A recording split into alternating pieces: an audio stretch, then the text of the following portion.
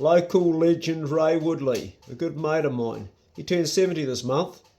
You can see the Magnum 44 in the corner there, and the rope at the top, him holding it. He's a very good rope man. He's ridden bulls, he's broken in horses, he's done calving. He survived some terrible accidents, a helicopter crash that killed, I think, pretty much everybody in Papua New Guinea. He's been ejected off his horse and had his ribs broken, his shoulders broken. He had a tree cave his head in. And the words at the bottom says something like, old cowboys fall harder than they did when they were young, but that won't stop me getting in the ring again. So I drew that for Ray, just for a gift for him. And I made a copy just to keep it, because all the pictures and things I've drawn over the years I'll give them away, so I've got nothing, but I thought I'll keep something. Guts of it being is that Ray's a survivor, and he's still here, and he's had a real colourful life doing things that most men wouldn't do. In fact, most men wouldn't survive. He's a musician, country singer. He lives up on a hill. It's actually called High Peak where he lives, and I go up and see him, but it's overdue since I went and saw me mate Ray. But I wanted to share that story about him with you, because there are a breed of blokes out there that are just a little bit different from the rest. He is the original cowboy. He still wears a cowboy hat and a buckle, and he walks the walk, or he walks the talk. He doesn't talk about it, he just does it. And I'm proud to call him a mate. Anyway, today's Brocheck Club video is going to be a mishmash of things. I'm exhausted and buggered and sore after a successful day yesterday of hunting, but I'm 60 now and I've got so many injuries that when I go for a hard hunt with a fella that's like old enough to be my grandson, it takes it out of me, because I just don't bounce back. So on these quiet days I do things like today I've been teaching a young fella Brody that I take out and mentor. I've been teaching him how to do a few jobs and giving him a little bit of pocket money for it at the same time, because he's sort of doing an experience. He's only 14, but rather than being in school, I'm teaching him just some practical stuff on the farm. Today he's been working on my log cabin, and I will take him hunting again the weekend. I do sincerely want to thank this bloke here, actually the bloke that wrote this book. He's a mate of mine, Richard, an absolute top shelf good bastard. Richard has been a massive support to the young fellas I've taken out over the years. Richard was putting fuel in the fuel tank long before Patreon was even a thing. He was helping me, and he's one of our men in our community that I take my hat off to him, because there's nothing more dangerous in our community than a young guy that's lost, a young man that doesn't know where he's going. And one of the things we can do is we can take them either fishing or hunting. Actually, there are multiple things we can do with them, but the one thing we can do is give them our time as grown men and share our resources, and also share our knowledge with them, particularly those who don't have fathers. And the reason that I do it is simply because I grew up without a dad being there, and I was one of those young men that was going to become dangerous in society and was going to bring nothing to the community. And lucky for me, I had enough of the common sense, good luck, and just to do it on my own way. But on doing it my own way, I made a lot of mistakes, and I could have done a lot better with the life that I've had. It took me a long time before I started putting back into my community around me. And on the note of Richard, he supplied me with our two-way radios, the original ones that we used for the boys, and they were second-hand ones, and they were good. But then just a few months ago he sent me two brand new ones. He gave them to me, at least, when he came up to see me. And there were these ones here, which this is another one that's just arrived in the post, because I took a young fella out, Jack, over in Waihopai Valley just recently, and Jack promptly lost the brand new radio. So Richard has now sent me another one. That's the charger and stuff that's in it, and these are really good. They're a 5-watt radio, and for communication when you're in the bush, which is an absolute must when I've got these young fellas, one of these is the Bizzo, and I think they're around $100. I'm not really sure. Richard paid for the last two, and he's not bloody paying for this one. He said he is, but he's not. One way or the other, he's going to get it back, because he's just given too much. It always seems that whether it's a club or anything, it's always one person that does the majority of work. When we had the the boat club here, when I was in it, I'm not anymore, there was always like 3 or 4 people that did all the work. My dad was the one that pretty much built it. There was Tim, local guy Tim Robertson, who did a huge amount of work. There was a handful of others, but for the most part, it was only like a handful of people. And then everybody went for the ride and enjoyed it, but it was mostly just a few people. And it seems like that there also with everything in life. There's people that are quite happy to sit back and enjoy the luxury of being entertained, but they don't want to stick their hand in their pocket or just get out and physically help with stuff. And there's an old saying, if you want something done, ask a busy person. If I ever want someone to help me with something, I'll ask somebody who's busy, and they'll jump up and help me every time. Anyway, thank you for that, Richard. We'll be using that on the weekend. Yesterday I took young Jody out. Holy shit, that was a hunt and a half. I will be posting that one up probably on my Patreon down the track when I get a chance. I've started to edit it. Today's an editing day, so we'll get that on for you guys to watch that are in the GBC, the Good Bastard Club. And we did a river crossing, or at least Jody did, which should never have been done. And I talked previously the day before about how dangerous they are. I've got to say, though, that young Jody, he was like, I think 12 or 13 when he started with me. Today he's an adult man, and I am so proud of him. He's done exceedingly well. He's one of the better hunters that I take out now.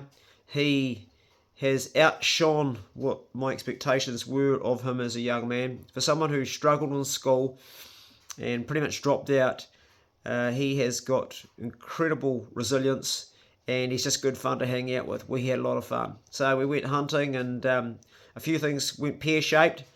Got a pig, and I filmed 3 pigs. Got some really good footage of 3 pigs in the forestry. That sure tested me, and we overall had a good day. But by the end of the day, I was pretty shattered. So that was the hunt for yesterday. I'll be taking boys out again this weekend, Saturday and Sunday, and they will be boys that either don't have dads, or have dads that don't give a bollocks about them, or have dads that do hunt but they just want to go hunting with another bloke, because it's very natural for young men to start to break away a little bit from their fathers and also get other versions of their role models, and that's healthy and natural. And it's the same for young women too, to break away from their mums. And in fact, girls as teenagers can be bloody hard work on their mothers sometimes. Bits of their brains drop off as they are looking for their own identity, and it's a natural thing to do. So being in your community and helping with those people is really, really critical, and it's an important part of who we are. I find that all the well-rounded, good people that I know that seem happy and content and balanced, for the best part, most of them, particularly with women, I find are people that actually do extend themselves in our community. Women are the compassionate creatures, most of them are. They're the ones that want to care for, bring everybody in together. Whereas us men, we are more about things. We like things like we like our boats and our trucks and our pig dogs and our rifles and our equipment. We like to look at things, and we also use less words to say the same things that women might use a whole lot more words to express ourselves. We're probably less colourful and more to the point overall. Men also want to be in a relationship, generally the woman to be protective, to give her security, and also to provide for that woman. It's something most of us men want to do. We want to be with someone that we love, and we want to buy the meal, we want to pay for the fuel, we want to give them gifts, we want to protect them from other men that are possibly going to do them harm in some way. We want to make them feel secure and loved. And the trouble with that is, in today's society, is a lot of women want to be emancipated, and they want to actually be almost stand up alone without us, and a lot of men don't handle that very well, and that's our problem, not their problem. And a lot of men also end up working too hard to provide for their woman, and the woman misses out on the emotional connection she needs with a man because he's busy working hard all the time. And I've just been counselling a bloke he came home and his wife has said, I'm done. And he just didn't see it coming. and he's been working 80 hours a week so they can get ahead, and now it's all just fallen to bits. And he realises that in his part of the relationship, while she was at home looking after the kids, he didn't really understand that that's just as an important job as going out earning the money, and he felt like he was doing all the work and she was doing nothing. And I said to him, have you tried looking after your child for a week? And he said, I did when she had to go to hospital. I said, how was it? He said, it was actually pretty hard. And I said, it's very hard work. When you're stuck inside with a wee thing that's that big all day and all it does is go wah, wah, wah. You've got to change its nappies and you've got to look after it and you're getting nothing back. It's draining. You don't get sleep at night. You get woken up. It's bloody hard work. So women with babies, it's a job I don't enjoy being a father, or didn't enjoy when they were small. It was good to give them to mum. I did take over that job as they got a bit older, but I wasn't particularly good at it. I was better at providing the other stuff, the money and the work and keeping the fire going and bringing the meat and the fish home and the veggies and all that stuff, but I wasn't a great dad. I was a useless dad until I got a bit older. And my job back then, I saw it as just being the provider. There's got to be a balancing act, and a lot of relationships that fall to bits is where the woman is not emotionally getting what she needs, but also the bloke's not getting what he needs. She's exhausted by the time he comes home from work. He just wants to have his dinner, go to bed, maybe get a bit of loving under the sheets. It's pretty natural. She's too tired for that, so he misses out on that. She doesn't feel like she's been heard, and it becomes a breakdown. And in today's society, it's got a whole lot worse because it's just so really hard for young couples to get ahead. Our economy is crap right now. We're in recession.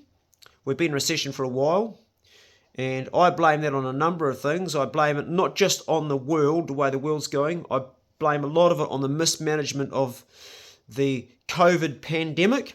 I think it was ridiculous the way it was managed, and it's cost us, and now we're paying for it. Our new Prime Minister, I don't want to get too political on this channel, but he's just said that things are starting to come right again. Man, when I go to the supermarket, I don't feel they're coming right. I think the cost of tucker is ridiculous, and I get most of my tucker from my garden, or I go out and harvest it. I still have to buy a fair bit, and I look at that and I think about young families. I think, geez, how the hell do they have anything left over? And if it's just one bloke working and mum's at home all day looking at the kids, how do they even survive on that? So the environment we're in today is pretty tough. I want to change the angle of this conversation right now in this vlog, and these are just straight off the top of my head, not really pre-thought of, and I don't really cut bits out and do edits, but I want to just talk a little bit about our freedom on the internet and where it's going and what's going to happen, because I believe we're going to eventually lose the internet. I think in the future you won't be seeing me and other creators freely saying what we think. I think that's going to go, and I'll tell you why that's going to happen. Yesterday, in the previous video, I lost one of our female subscribers, and I'm not losing any sleep over that. In fact, I don't lose any sleep over losing any subscribers, because this channel is a channel where there's no bullshit, and I don't care even if the channel gets taken down. It doesn't bloody matter. I created this channel to have a channel of free speech, so if it gets taken down, I just make another one. Doesn't matter. It is starting to go like this. It got 1,400 subscribers last month, which is quite a bit for a small channel. I mean, it sat on like 4,000 for 2 years because I don't put any work into it. I just switch on my phone and talk. It's not like I'm sitting there editing. I don't edit these videos for the best part. But I did lose a subscriber, and she seemed like a nice woman. She said, I'm having to unsubscribe to your channel because I think she said in her words, you can go back and look at the previous video and go through the comments because I can't remember what it was, but she said, you will have bad karma because you've killed animals, or something to that effect. We're not supposed to kill animals. And first and foremost, who says we're not supposed to kill animals? If we're not supposed to kill animals, what do we feed our cats? What do we feed our dogs? They eat meat. I've got no problem. I'm a whole plant-based eater myself. I've had many years of killing animals and eating them, but for reasons of disease and having had heart disease and halting and now reversing that, I've been whole plant-based for nearly 3 years. And on that note, if you do have heart disease, or if you've had any problems with your heart and you're a bloke, or a woman for that matter, you're a bloke that's had anything, whether you're required a stent or you need to be on a statin, you need to be on a whole plant-based diet. The science is out there, and if you're not looking at the science, you're sticking your head in the sand. Don't want to sound hard-assed about this, but I have lost 8 men in the last year and 2 months, and one of them, actually I've lost 7, and one's had a stroke. They all started off the same time as me. Actually, that's the last 2 years, not the last year, because they started off on the same journey as me, and they all said, no, I'm still going to carry on eating meat and fish and oil and dairy, mate, but I will up the veggies. I just won't do the shit food. I said, no, that ain't going to work. If you've got a disease process, you've got to protect your endothelial. The endothelial is what gives us that vasodilation, creates that beautiful nitric oxide. When you get to the age of 50, by then you're only producing 50%. The endothelial is only 50% there. It's been when you're a child, you don't have children having heart attacks unless they've had too many jabs. Should have said that. But if you've got a 20-year-old and he has a heart attack, either he's had a congenital problem or he's got a flu or something. It's pretty rare, or he's been jabbed up the arse, or something really outside of the norm has happened to him. That's rare. But when we hear of someone 50 having a heart attack, we go, oh, okay, he had a heart attack. The reason being it's so more common is because the endothelial by the age of your 50 is already 50% of it's gone. By the time you're 80, you've lost 70% of it. You can reverse that, and you need to reverse it if you've got heart disease, because the endothelial is what's going to stop you from dying. It's going to create that vasodilation. So all of those occluded pathways that are closed right up, they're going to reopen up again. The blood's going to flow. You're going to get a stiffy again, men.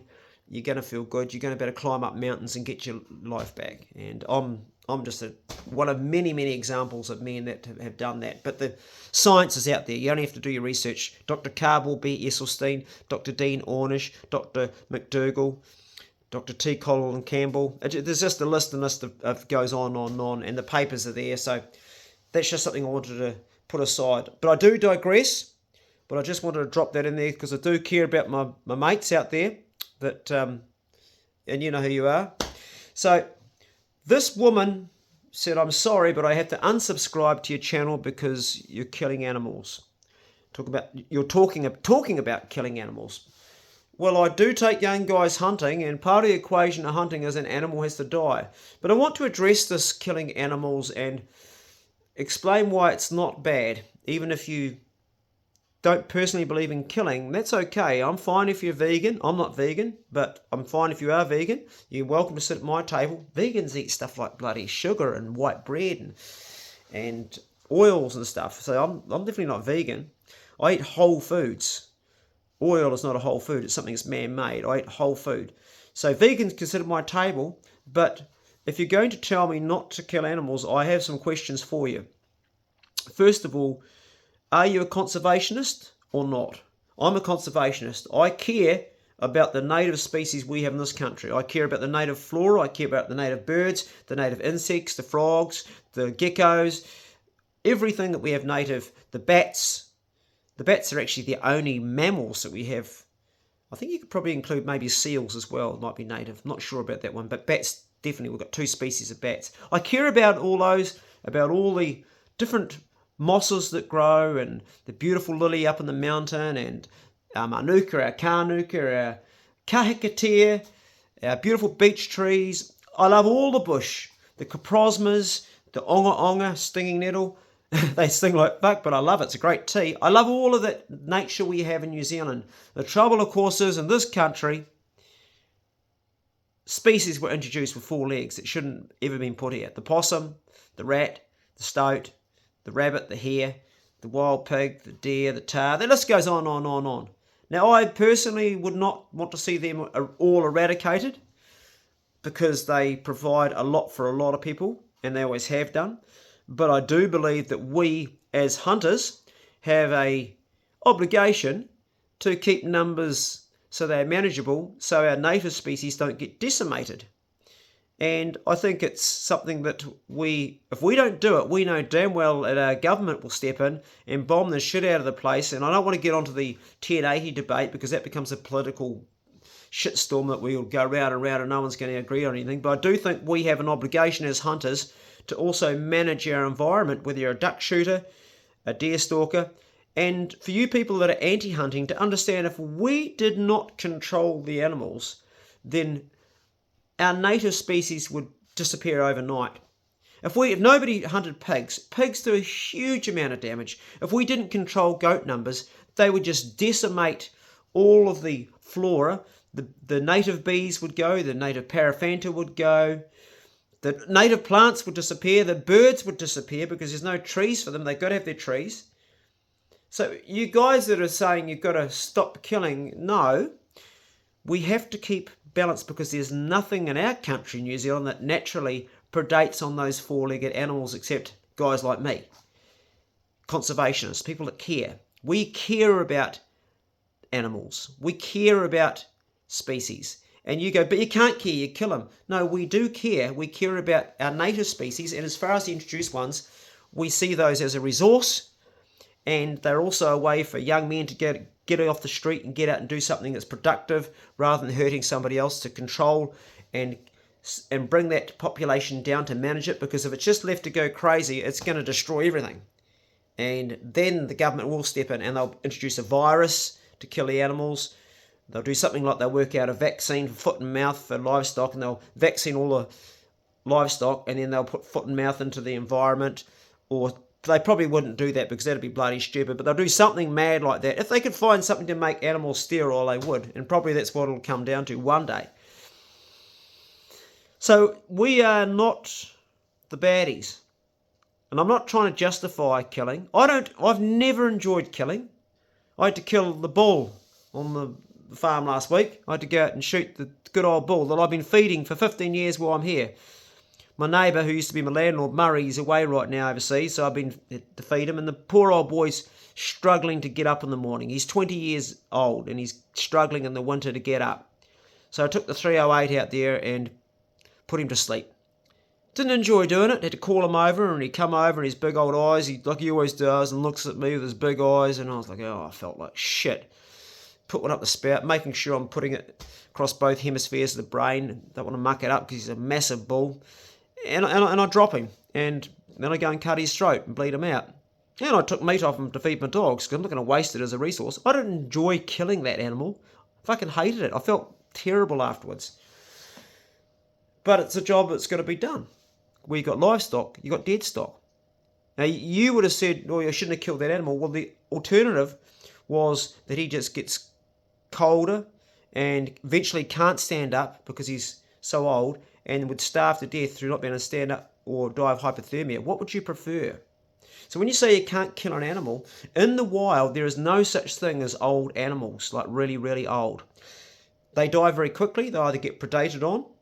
So if you've got an old stag, for instance, I found an old stag down Long Gully about 15 years ago that a pig had killed or it had eaten. He was an old stag. He'd come to the end. His teeth suggested he was really old. Nobody had shot him, and he'd been eaten out, and he'd probably been eaten out alive by a boar. He'd gone down and probably couldn't get up, and Mr. Piggy had come along and started already chewing on him. He wouldn't have had a good death. It's very, very rare that an animal just dies of old age in the wild. They get predated on by other animals, or they starve to death. They don't just suddenly die like we humans do, go into hospice and get looked after. No, they die pretty rapidly. They die of infection. They die of other animals predating on them. And that's just nature. Nature is actually really, really cruel. Nature's so cruel that you will see in other countries where they do have predators, not like we don't have many predators here. We've got the weka that predates on other birds. We've got bukekos, they predate on other birds. We've got our hawk. We've got our native hawk, what's it called? Karakia, is that right? Forget the name, can't think right now. And we don't have many natural things that predate, but they have to kill animals to survive. And when they kill an animal, the best part, it's not always like it is in Disney movies. It's often horrific. I mean, a bear will kill an animal. It is so big, a bear, it will come over and put a big old paw in it, and it'll just start eating it while it's alive. It won't even kill it. It doesn't need to. It'll just start chewing bits of flesh off, whatever it is. a pig and it'll be squealing and bits of flesh will be getting ripped off. We hunters, we get there, if it's dogs holding, we get the knife and give it the knife pretty quickly, or we shoot it. We're trying to humanely kill the animal as quickly as possible. We are probably the fastest killing machines that there are on the planet. Things don't suffer a hell of a long time when it comes to us killing stuff. I will be honest and say that pig hunting is probably the most brutal hunting form there is out there, because just like a pack of wolves in the wild, when they get an animal, they tear it to bits. They don't always kill it very quickly, and if we don't get there quick enough to put the animal to sleep with our knife, then the pig will suffer, and that's a given, it's brutal. But the intent is to get there as quickly as possible, give it the coup de grace, or shoot it at the bail. And a lot of people overseas say to me, well, why do you guys use dogs? It's cruel. And the reality is that pigs are undercover. You just cannot get them with a rifle. You will never find them. You just will never find them. And they breed so rapidly. To give an idea of how quickly they breed, the gestation period, I think it's around 5 months, and someone can correct me if I'm wrong. But I know that after 6 months old, the female pig, she can have piglets. And what determines how many piglets she has is the food source around her. So if there's a good food source around her, and us pig hunters have been doing our job properly and knock the numbers down, then the food bounces back up and there's a recoil, and she has more piglets and they have piglets, and before you know it, you've got bloody pigs everywhere. It's only us hunters that regulate it. Most pigs are lucky to get to 2 or 3 years of age, because we generally get them before then. I know how to age pigs, and I don't know if I've got a pig skull here or not. Yeah, I have. Hold on, just bear with me. I'll grab this for you and show you how we age a pig. This will be a little lesson on how to age a pig. Okay, well, how old is that pig there? Well, it's pretty easy to tell. We'll take this one here. We've got the premolars. You've got 1, 2, 3 premolars, and then we've got the main ones at the back. Okay, now, on the second year, you've got these two. So you've got these two. This one doesn't show. So if it's got these two here, then it's a 2-year-old pig. If this one here is half coming up, the third one, then it'll be a 2.5-year pig. If it's fully up in the case, this one here will be a 3-year-old pig. And from then on, we go to the thickness of the tusk. So the thicker the tusk, the older it is. Now this one here, these pre-ones are pretty good condition. They haven't started to wear. The more wear there is on those, then we can age the pig looking at that. There is some wear on this one here. There's some wear, but they're not worn down a lot. There is some. So this is 1 molar. This is 2, and this one here, this big one, is 3. It's actually a big one. It's made up of, this whole tooth here is actually 1. So there's 1, 2, and 3, and then you've got the 3 front ones, which are the premolars. So that's a very, very mature pig, and I would age that by the amount of wear on this here. I would say it's probably a 3.5 to 4-year-old pig. That's a rough estimate here, you can tell. And then you've got your grinders on top that keep it sharp, that do the old grinding. And that's the tusk that does the damage to the dogs, and also to men. And the bloke that wrote this book here, recently he got ripped by a pig, and as I said to him, it gave you a second arsehole, mate. Literally, he got smashed over and still carried the pig out because he's a tough bastard. Yeah. They are not an easy animal to hunt when they are boar fighting for their life. But I don't think that people that dislike hunters just because we kill animals know the whole full story of the biodiversity of our flora, fauna, and native species. We've got to be here to protect them. Otherwise, they'll disappear. They'll disappear overnight. I'm not trying to justify the killing side. I've got a brother who couldn't kill a flea, and got no problem with that. If you don't want to kill something, that's your business, and I get that. I can understand it. Like I said, I don't particularly enjoy killing the sheep on the property, the ducks. I kill everything, but it's not a job. It's just a job. I don't get any pleasure out of it. It's just part of the equation. If you're going to have meat, or you're going to have animal skins, or you're going to control pests, you've got to do, and someone's got to do it. And predominantly, it's a male job. I've got one female friend who's a hunter, Kim Swan, and the rest of my female friends aren't. And that's because it's dominated by us men, and that's how it's always been in the scheme of things. This is a funny old vlog today, brothers, and the occasional sister. The Brochick Club channel's doing pretty bloody well. It got 1,400 subscribers last month, like I said, and I never thought it would actually grow this fast. And I know that the throwback stories and the funny ones is why a lot of people have started coming. And I could make the channel grow really rapidly by doing those because they're easy. But I actually will just do a mishmash on this channel of everything because I don't want to bust my ass. And I just want to enjoy the process of doing it. And for anything to be sustainable, you've got to enjoy it. And I can't be stuffed trying too hard anymore. My other channel is currently getting between 4,000 and 5,000 subscribers every month without me doing anything. I only post like every 2 or 3 months, and it's like blowing up good. So I don't really think I have to bust my ass too much with the second channel. But I do want to be honest. I do want to be sincere, and I want to also be transparent. And I want you guys to pull me up, and I want you guys to tell me where I'm going wrong, because I'm still growing and I'm still learning a lot. And I know that some of the things I say are wrong, and some of the things I say aren't balanced with science. But if you do want to confront me with something and you do want to challenge me, then I want to see long-term studies, and plenty of them, large meta-analysis with solid endpoints to prove me wrong otherwise, because I'm a man of science and that's what I follow. And I'm also a man that enjoys the arts. I enjoy music. I am an artist. I'm a musician. I'm a storyteller. I'm a story writer. I'm a creator. I'm also a man that enjoys the sensitive things in life, but I also like the hard, tough things, and I like challenging myself. And I'm a man that's not fearful to die. I've looked at death twice, and knowing that I will die probably sooner than later because of what I've been through makes every day for me very, very precious. And I'm very, very grateful to be here. I don't waste any time with fools and suffering idiots and people. If you're going to be negative or going to be stupid or not be fun to be around, I'm going to wipe my hands like that of you, wish you good luck, and say, see you later, mate, because I've been around too long to put up with people that aren't going to be adding quality to our community. And this is a community, this page here. It's a community page, and I've been blessed so far that I haven't had anybody on here that's been really, really silly. There's been obviously some jealous people. There's always those guys that are jealous. You don't have to rate the channel. You don't have to give it a thumbs up. The only real reason I would suggest give it a thumbs up is when you do give it a thumbs up, it does give you a boost of endorphins. It helps you. I don't care about the algorithm on this channel, whether it goes or not. I couldn't care less. What I care about is this right now. You're still listening to me, and you can comment below. You can have the freedom to talk while we still got here. And that brings me to the last bit of the video, which I did say in the middle that there will no longer be the internet finally. And this is why we're going to see the internet eventually disappear, that I believe.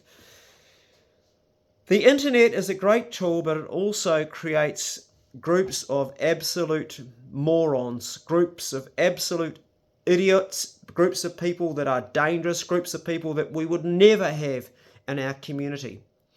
I'm just going to make up something random, and please bear with me because it is something random. I haven't really given this thought, but just for a moment, I live in Mapua. So just imagine in Mapua there was a lesbian woman who identified as being a goat, and she fell in love with another female goat. It'd have to be a female because she was lesbian, in a paddock in my community. This didn't happen. I'm just making this up right now. And she fell in love with that goat, but she said it's okay because I identify as a goat. And she started having a relationship with the goat. Now, what would happen around in my community in Mapua if there was a woman that did that, who was a lesbian, who identified as being a goat, who was married to another female goat, and they were actually, in the same bed and doing what married people do? What would happen if that became public? She would be ousted. People would say, that's sick, that's wrong. I don't want my children seeing that shit. That doesn't belong here.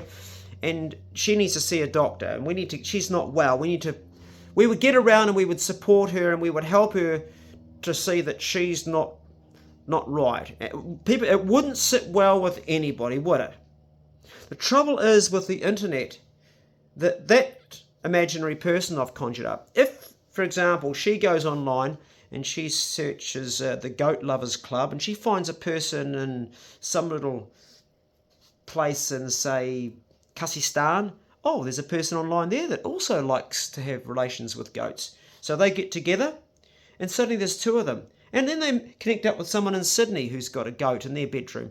And then they connect up with someone in Pakistan. And then they connect up with somebody in Istanbul. And then they connect with someone in New York. And then somebody in Thailand. And suddenly there's 1,000 goat lovers in this room online.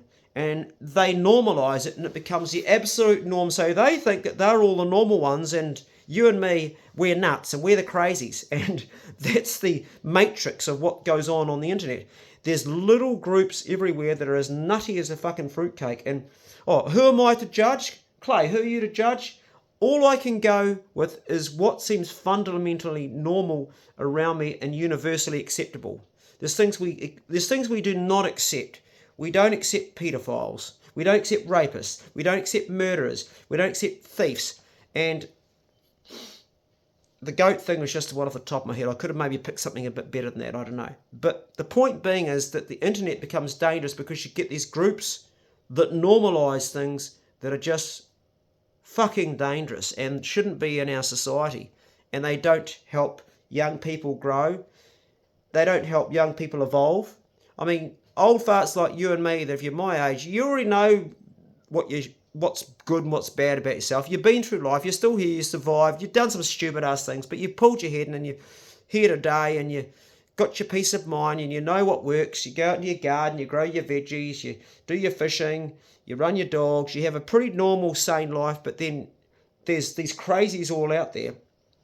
And where have they been born? They've been born right on the internet because they get together and they make themselves strong and they normalise it. And it's used for so much more. I think eventually what's going to happen is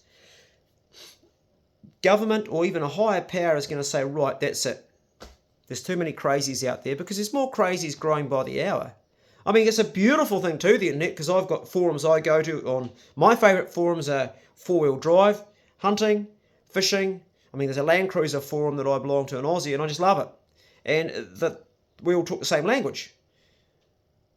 So that there to me seems like that's not going to do any harm. But what about all the militant groups that talk about ways to make explosives, ways to make bio weapons, ways to fight against things which are going to increase the quality of our life and do the opposite and actually cause adverse effects to our lives? Those groups there. So I do think the internet's probably going to disappear eventually. That's only my thoughts, and as I always say on this channel, I'm quite prepared to be wrong and quite prepared to be proven wrong, and I possibly am wrong. I'm always ready to relook at the evidence, but I think so far the evidence is pointing towards the fact that we're going to see it. People have started to lose trust in the government, and who could blame them? Honestly, who could blame them? Safe and effective? It was neither. In fact, the opposite. We now have, how many excess deaths worldwide in the Western world that had the experimental mRNAs? At 21 million excess deaths beyond and above. I'm not saying it was just that, but where are they coming from? And the highest country, I think, that had the most jabs, was it Portugal, I think? And that has the highest amount. I think there's a whole lot of other things as well, but that's a biggie. Do you trust what our government did? And will other countries around the world, will they trust their governments after the last mismanagement of the pandemic? All the things that were done wrong, all the small businesses and people that lost their livelihood, the people who got cut off from those they love because you did what you were told, get the shot so you don't kill granny. Right now, my girlfriend is in Invercargill, her mother's 90, she's got COVID. She got all the shots. Didn't do shit for her. I mean, there's thousands of stories like that. In fact, the people that got the shots are often worse off because their immune system has struggled now from T-cell fatigue. In fact, if you're over 50 and you got your shots, your anti-nuclear capsid antibody is less and waning than those that haven't had the shot. And that is a protein that you need to have for your immune system. And you can look that under the Freedom Information Act 4475 in Australia. And I could rattle off a whole lot more science to back that. But I don't know, we just get dumbed down and none of it gets to the media. And we no longer believe in the media. And guess what's happening to the media in New Zealand now? All of these, they're all disappearing. They're all just, it's all going because people have had a gutsful of the misinformation. There's a few people like my dad and dear old mum that still watch your television and believe every word like that's the gospel. And it's not that they're not critical thinkers, it's just that that's that generation. But most people that are critical thinkers look elsewhere and they do the research and they look at the true science, because there's food science, which is to sell all the bullshit food that's paid for. There's science of medicine, which is all bullshit. What the science that you really want to look at is, it's not funded by all of those big companies. That's actually done over long periods of time. A good study for that would be the Dunedin study. It's been going for over 80 years. Or the China study, one of the biggest written studies by T. Colin Campbell. Not done by a government, but done by a man that just did a huge body of research. But I like the Dunedin study because it's still going now. And an interesting thing about the Dunedin study is that one of the most common things that people thought was the most important thing and why they lived longer was having a partner that cared. And the most important thing about having a partner was somebody who would stand by them during the hard times of unwellness, would stand by them. Man, don't I know all about that? That one hit home to me. Yeah, my previous partner, when I got really, really sick. See you later, alligator. Yeah, a lot of women like that. They want to just have the guy when he's strong all the time. But, hey, I came back. Anyway, enough said about that. Brothers and the occasional sister, this has been a pretty long-winded yarn, and I hope you've enjoyed it. And I will finish up by saying only my thoughts, not necessarily correct, but what I've found to work so far for me. If you found something that works better, share it below, and always ready to be proven wrong on anything. And make sure you also, as you go along on this journey, whatever you're doing, go steady. Have a good laugh. Don't get too serious.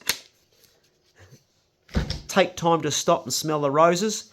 Laughter is the best medicine. And on that note, I will put a few throwbacks in too, because we don't want to be all too serious. There are some things that just the best thing will fix them is a good, hard belly laugh. I'll see you in the next Bro Chick Club video. See you soon.